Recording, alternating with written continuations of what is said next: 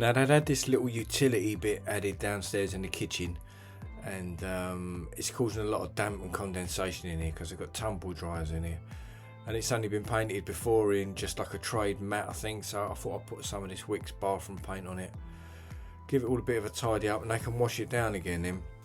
Because the trouble with this cheap trade matte, the damp will just grip to it and condensation will form. So here it is, just all undercoated, and I've got loads to do in here, so you can see all these bits I'm showing you. Got all these little bits to make good in the kitchen. They got family coming on Saturday, so I'm trying to get in and out quick really. So I've got all this to do in here. Bit there making good behind where there was a large tall standing fridge.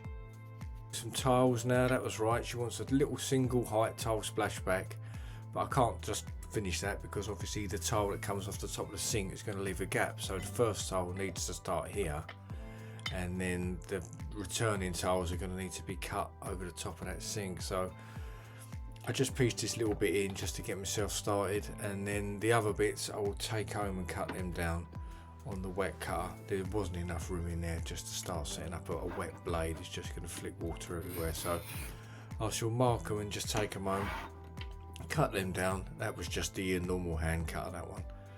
Good old tile cutter that is from Screwfix. I think they call it a big clinker or something. So here I am just marking these tiles so I can take these home, 2 of them definitely, and just cut them down on the wet cutter.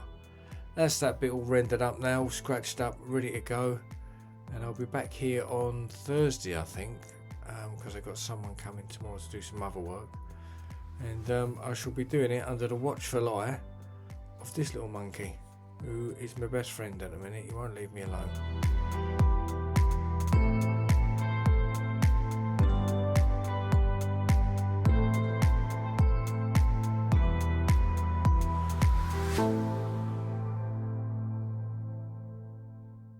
I basically took everything apart in that gum, and it's still not working, so the only solution I can see is a new gun for 300 quid, and then the potential of the pump wearing out not long after that is there as well. So what I'm going to do, I'm going to keep the DeWalt batteries and the DeWalt charger, and I'm going to go down to Skip tomorrow to take a load of other crap because I've got bits there and bits there.